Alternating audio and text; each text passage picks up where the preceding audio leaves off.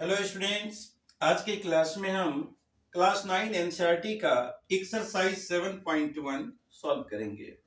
Student, इसके पहले video में हम आपको क्वेश्चन नंबर 1 से लेकर 3 तक सॉल्व करके बताए थे। आज हम क्वेश्चन नंबर 4 सॉल्व कर रहे हैं। तो स्टूडेंट्स, एक्सरसाइज 7.1 का क्वेश्चन नंबर 4। क्वेश्चन नंबर 4 है students, L parallel M. L and M are two parallel lines intersected by another pair of parallel lines P and Q, so that triangle ABC congruent CDA। तो students, क्या है कि हमारे पास दो parallel line का pair दिया हुआ है। एक पेयर है L और M का, L पैरेलल M है, और दूसरा हमारा पेयर ऑफ लाइंस है जो पैरेलल है वह है आपका P and Q। P and Q ये हमारा पैरेलल दूसरा पेयर है पैरेलल लाइन का। ये है आपका P और ये है Q। और कह रहा है इसमें ये A B C और ये D है और AC ज्वाइन किया हुआ है। तो इसमें स्टूडेंट्स क्या कह रहा है कि ये शो करना है कि ट्रायंगल ABC कॉन्ग्रुएंट CDA होगा। स्टूडेंट देखिए, यहां पर क्या है कि L एक पेयर ऑफ लाइन जो है वो आपको L और M पैरेलल है और दूसरा P और Q पैरेलल है। स्टूडेंट, जैसा कि आप पहले पढ़ चुके हैं कि जब दो पैरेलल लाइंस को कोई ट्रांसवर्सल इंटरसेक्ट करता है तो अल्टरनेट एंगल इक्वल होता है। Clear students? तो यहां पर हम लोग क्या करेंगे, जैसे कि हमारे पास दिया हुआ है कि L पैरेलल M है और P पैरेलल Q है।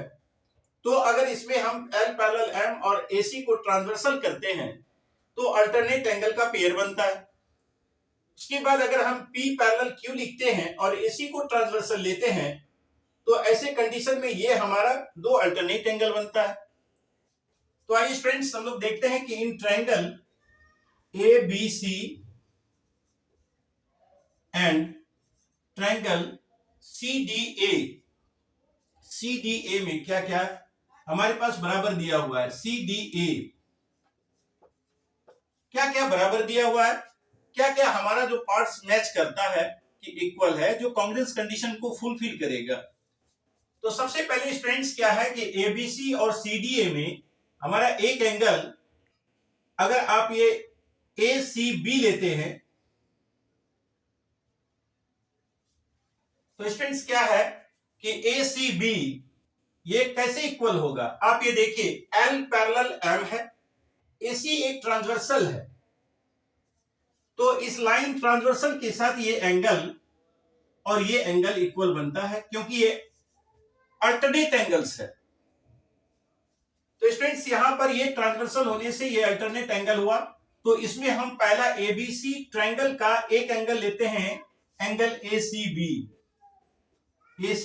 बराबर, देखिए ACB बराबर ACB, तो यहां CAD इसका बराबर हो जाएगा।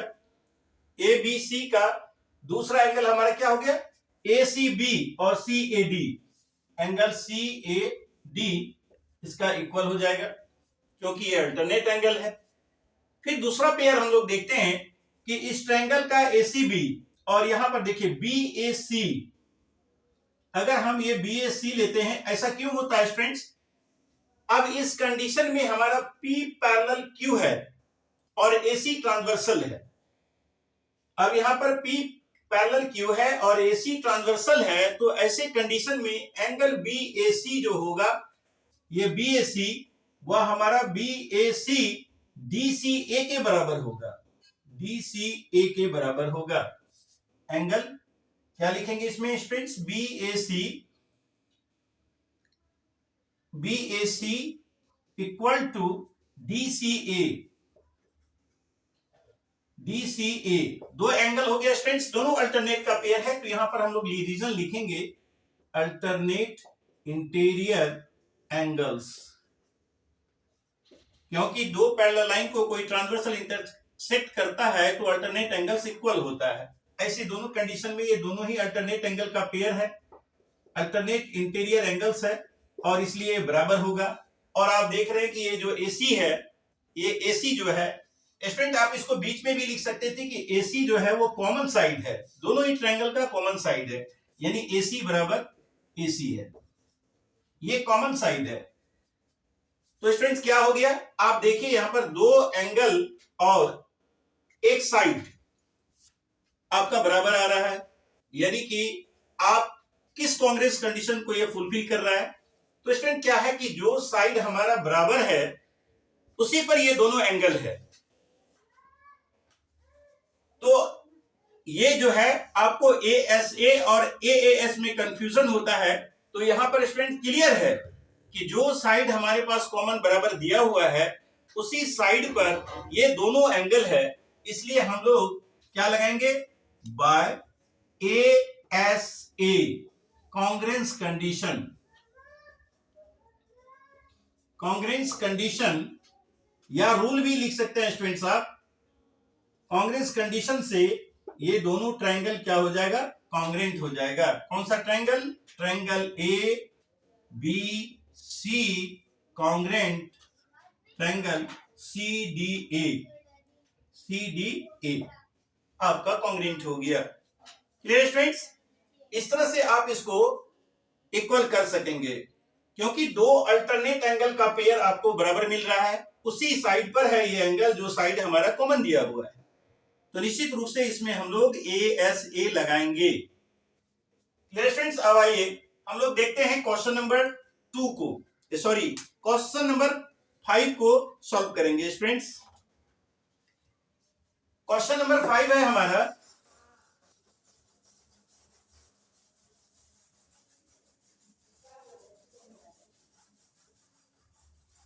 स्टूडेंट्स इसमें क्या है कि ये सारा जो एक्सरसाइज का ये सम है वो आपको कॉन्ग्रेंस कंडीशन यानी कॉन्ग्रेंट करने वाला एक्सरसाइज है। आप दो ट्रायंगल को यहां पर मैच करेंगे और देखेंगे कौन कौन सा कंडीशन ये फुलफिल कर रहा है, कौन सा जो है हमारा पार्ट्स बराबर हो रहा है, यानी कि एंगल या साइड, उसी को देखकर हम लोग दो ट्रायंगल को कॉन्ग्रेंट करते हैं। तो स्टूडेंट्स क्वेश्चन नंबर 5 है हमारे पास, इस तरह का फिगर है आपके पास दिया हुआ और ये दिया जा रहा है कि यहां पर से जो है एक साइड जो है हमारा परपेंडिकुलर आ रहा है, यहां से एक परपेंडिकुलर खींचा हुआ है, ये 90 डिग्री का एंगल बना रहा है। इस तरह से हमारे पास फिगर है स्टूडेंट्स, ये L जो है ये बाइसेक्टर है, ये L लाइन जो है इसका बाइसेक्टर है, किसका, इस एंगल का। ये जो L लाइन है वह आपका एंगल A का बाइसेक्टर है, AP और यहां पर है आपका B और ये है Q। तो स्टूडेंट्स क्या है कि यहां पर A, P, B और Q दिया हुआ है। अब इसमें शो करना है कि ये जो L बाइसेक्टर है इस एंगल को बाइसेक्ट कर रहा है। देख रहे हैं, क्लियर है कि ये एंगल बराबर है दिया हुआ है और ये परपेंडिकुलर है, इसका मतलब BQ परपेंडिकुलर अगर है इस लाइन पर तो 90 डिग्री का एंगल बना रहा। तो स्टूडेंट्स क्या है, इसमें आपको शो करना है कि ट्रायंगल पहला कंडीशन में है APB कॉन्ग्रेंट AQB, APB और AQB जो है वह कॉन्ग्रेंट होगा। तो स्टूडेंट कैसे होगा यह हम लोग स्पष्ट देख रहे हैं कि एक एंगल हमारा बराबर दिया हुआ है यहाँ पर, क्योंकि ये बाइसेक्टर है। L अगर बाइसेक्टर है एंगल A का तो ये एंगल इसके बराबर हो रहा है, और अगर BQ परपेंडिकुलर है और BP परपेंडिकुलर है ये दोनों ही कंडीशन में ये 90 डिग्री एंगल बना रहा है। ये सेकेंड पार्ट हमारा ये 90 डिग्री एंगल भी इक्वल हो रहा है, और ये L अगर बाइसेक्टर है तो ये दोनों ट्रायंगल में ये कॉमन साइड AB दिख रहा है। क्लियर स्टूडेंट्स, लेकिन यहां पर भी इस क्वेश्चन में भी आपको दो एंगल और एक साइड दिया हुआ है जो आपको इक्वल दिख रहा है। तो स्टूडेंट्स क्या करेंगे, पहला नंबर हम जो है in triangle APB, triangle APB and triangle AQB, A Q B में क्या क्या हमारे पास है ये देखिए, ए पी बी और ए क्यू बी में हमारे पास P A B, angle P A B बराबर क्यू ए बी है, क्यू ए बी है। क्यों है स्टूडेंट्स, इसका रीजन आप लिखेंगे L is the bisector of angle A। क्या लिख देंगे हम लोग, L is the bisector of angle A। Reason आप लिख सकते हैं इसको कि PAB और QAB बराबर है, तो क्यों है, क्योंकि L जो है इसका बाइसेक्टर है, एंगल A का बाइसेक्टर है, तो बाइसेक्टर है तो एंगल बराबर होगा निश्चित रूप से ये। और AB आपका कॉमन है, और स्टूडेंट्स यहाँ APB में, ट्रायंगल APB में एंगल APB बराबर AQB होगा, AQB होगा। क्यों होगा स्टूडेंट्स, क्योंकि ये परपेंडिकुलर है तो 90 डिग्री एंगल बना रहा है, दोनों ही एंगल 90 डिग्री है, तो यहां पर हम रीजन में लिखेंगे each equal to 90 degree, each equal to 90 degree. Clear students, ये 90 डिग्री है दोनों एंगल, तो बराबर है। और यहां पर भी देखिए AB बराबर AB, दोनों का कॉमन साइड है, AB बराबर AB, ये आपका कॉमन है, दोनों ही ट्रायंगल का ये साइड है, इसलिए कॉमन है। तो स्टूडेंट्स क्या इसमें कौन सा कांग्रुएंस कंडीशन आप लगाएंगे, अभी आप जस्ट इसके पहले वाले क्वेश्चन में देखे थे कि वहां भी दो एंगल आपका दिया हुआ था और एक साइड था, यहां भी हमारे पास दो एंगल है और एक साइड है, लेकिन यहां पर कांग्रुएंस कंडीशन हमारा चेंज हो जाएगा। ऐसा क्यों होगा, क्योंकि यहां पर देखिए जो एंगल है वो आपको PAB और QAB, आप AB साइड पर है क्योंकि वो AB इसका बेस है, लेकिन ये जो आपका एंगल इधर है वो दोनों ही एंगल इस साइड पर है और इस साइड पर है, और हमारा जो इक्वल साइड है वो AB है, जिस पर वो एंगल दोनों एंगल नहीं है। इसका अर्थ है इसमें ये कांग्रुएंस कंडीशन नहीं लगेगा। कौन सा, ASA हम नहीं लगाएंगे, इसमें जो कांग्रुएंस कंडीशन होगा स्टूडेंट्स ये होगा बाय AAS, कांग्रुएंस कंडीशन या कांग्रुएंस रूल भी आप लिख सकते हैं, कांग्रुएंस कंडीशन। इस कंडीशन से आप जो है क्या कर सकते हैं कि ट्रायंगल APB और कांग्रुएंट हो गया किसका, AQB का, AQB का वो कांग्रुएंट हो गया। पहला कंडीशन आपका फुलफिल हो गया। पहला कंडीशन में कह रहा था कि क्या ट्रायंगल जो है APB कांग्रुएंट AQB है, तो यहां पर हमारा APB कांग्रुएंट AQB हो गया। सेकंड कंडीशन में क्या पूछ रहा है कि BP बराबर BQ, BP बराबर BQ और B is equidistance from the arms of angle A, arms of angle A, यानी कि दोनों ही आर्म्स के इक्विडिस्टेंट है। इसका क्या अर्थ है स्टूडेंट, देखिए कहने का अर्थ है कि अगर BP बराबर BQ होता है तो दोनों का डिस्टेंस सेम है, यानी जो हमारा एंगल का जो आर्म्स है वह एंगल का आर्म दोनों ही आर्म, यानी एंगल A बनाने वाला जो हमारा दोनों आर्म है उस आर्म के इक्विडिस्टेंट है, यानी मतलब समस्त यानी कि समान दूरी पर है। ये क्लियर हो जाता है। तो चूंकि हम लोग यहाँ पर ट्रायंगल APB और AQB कांग्रुएंट कर चुके हैं, तो स्टूडेंट दोबारा कांग्रुएंट करने की इसमें आवश्यकता नहीं है। सेकंड में हम लोग यह कंडीशन फुलफिल कर सकते हैं कि चूंकि सिंस ट्रायंगल APB कांग्रुएंट है ट्रायंगल AQB का कांग्रुएंट है, इसलिए BP बराबर जो है वो हम BQ लिख सकते हैं। क्यों लिख सकते हैं स्टूडेंट्स, क्यों लिख सकते हैं BP बराबर BQ, क्योंकि ये CPCT है। कहने का मतलब क्या है कि CPCT का अर्थ होता है corresponding parts of congruent triangles, corresponding parts of congruent triangle। क्योंकि ये जो पहले नंबर में जो फुलफिल किया हुआ है कि APB कांग्रुएंट है, उस आधार पर ये उसका corresponding पार्ट है, इसलिए यह इक्वल होगा। और अगर इक्वल है तो स्टूडेंट क्या है कि एंगल ए बनाने वाला जो आर्म है वह आर्म एपी और एक्यू को जो प्रोड्यूस किया हुआ है इसके वो समान दूरी पर है। यानी ये जो आपका बी है वह बी जो है वह इक्विडिस्टेंट है दोनों आर्म से। अगर बराबर है तो इक्विडिस्टेंट है, समान दूरी पर है, तो ये आपका प्रूफ हो गया बीपी बराबर बीक्यू। Clear students? उसके बाद हम लोग चलेंगे नेक्स्ट क्वेश्चन की ओर, क्वेश्चन नंबर 6 में। Clear students? देखिए क्वेश्चन नंबर 6 हम लोग अब सॉल्व करेंगे।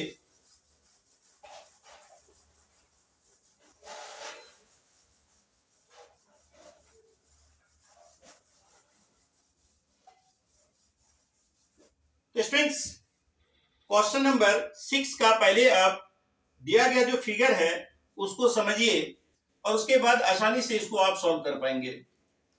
तो पहले हम लोग फिगर ड्रॉ करते हैं।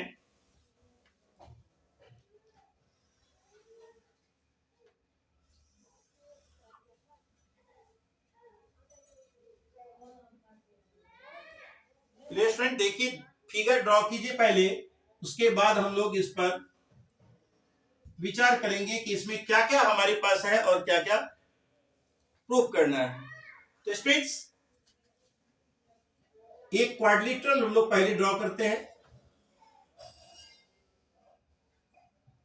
ये क्वाड्रिलेटरल है और उसके बाद देखिए इसमें ये क्वाड्रिलेटरल आपका है ए बी सी और ई। यहां डी है स्टूडेंट्स और ये यहां पर आपका ई है और उसके बाद ए डी और उसके बाद हमारा ई से ए को आप सी से मिलाइए, ए को सी से मिलाते हैं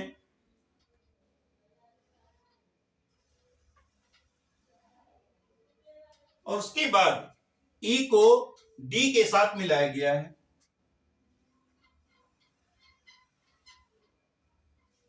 क्लियर स्टूडेंट? देखिए यहां पर जो है figure A B C D एक क्वाड्रिलेटरल है, इसमें एडी ज्वाइन किया गया है और ईडी को ज्वाइन किया हुआ है। और ये भी दिया हुआ है स्टूडेंट्स कि ये ए बी जो है वह ए बी आपका ए बी बराबर एडी दिया हुआ है, ए बी बराबर एडी है।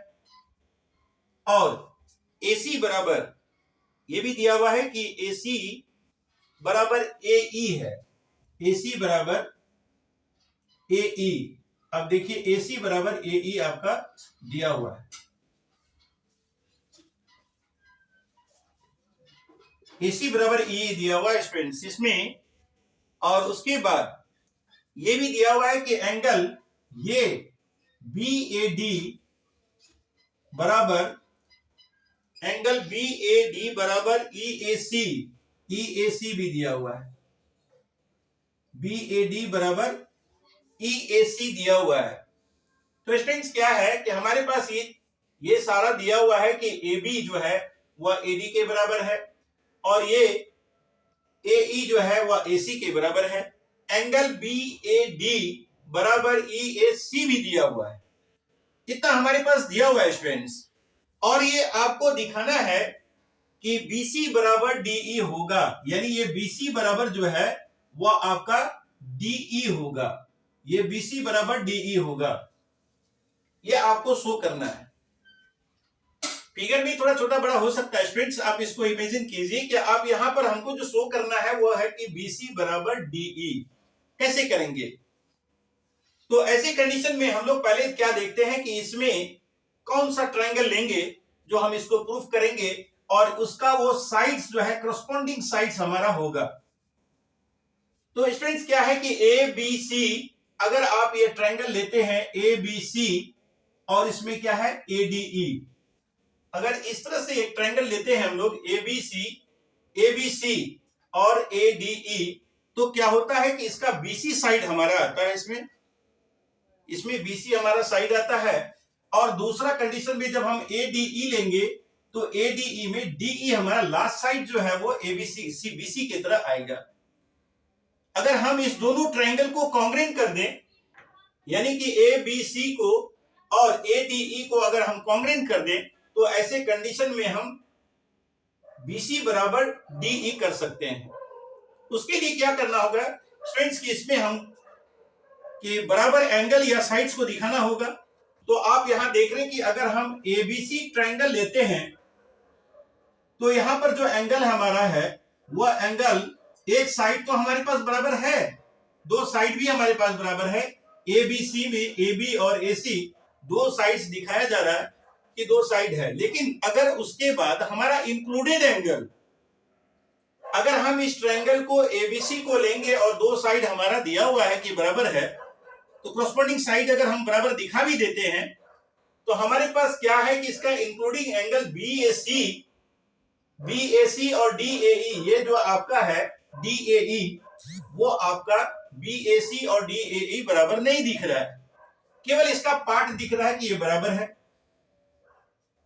तो स्टूडेंट्स क्या किया जा सकता है कि यहां पर हम देखते हैं कि एंगल DAC जो है वह दोनों ही ट्रायंगल में अगर जोड़ दिया जाए, इस ट्रायंगल के इस एंगल में अगर DAC को जोड़ दिया जाए तो हमारे पास ये एंगल हो जाएगा, यानी ये एंगल BAC आ जाएगा।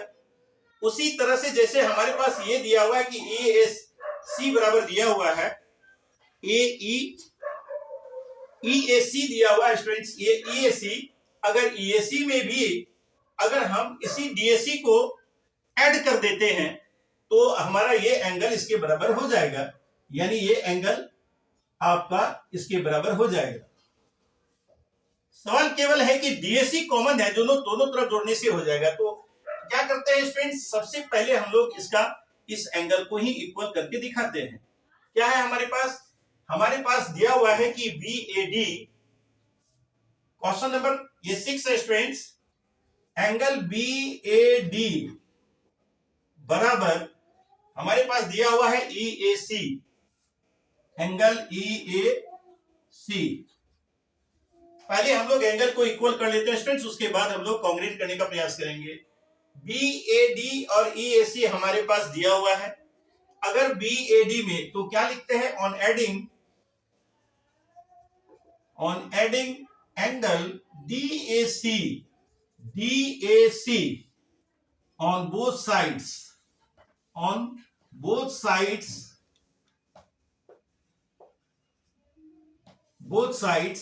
we get, तो क्या होता है स्टूडेंट्स कि अगर हम दोनों साइड में इसका DAC प्लस कर देते हैं तो DAC प्लस करने से हमारे पास क्या आएगा, आइए, angle BAD plus angle DAC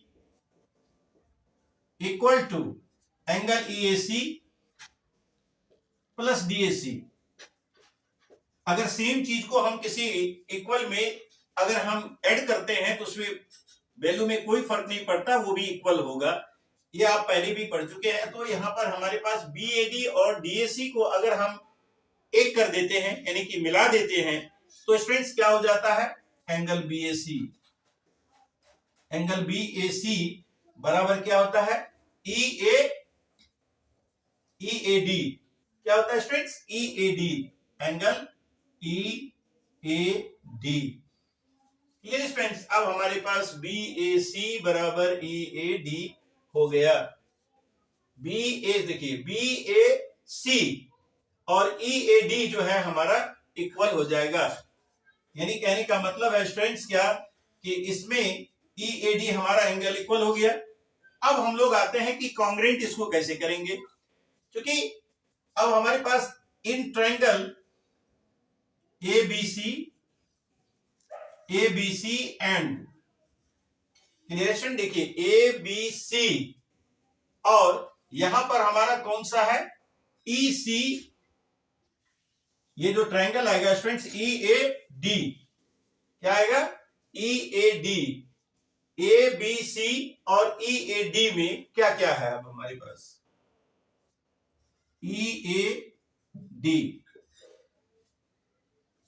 ABC और EAD में अब हमारे पास क्या है, वह देखिए AB बराबर AD है, AB बराबर AD है, और उसके बाद दूसरा कंडीशन हमारे पास और भी दिया हुआ है कि आपका दूसरा साइड भी दिया हुआ है कि AC बराबर AE है। क्या है? AC बराबर ABC का AC बराबर है। तो स्टूडेंट्स यहां पर जो आप यहाँ इक्वल बराबर किए हैं, मतलब कि एंगल जो हम लोग इक्वल किए हैं, पहले उसको भी लिख लेते हैं कि एंगल BAC बराबर क्या है? EAD, angle EAD।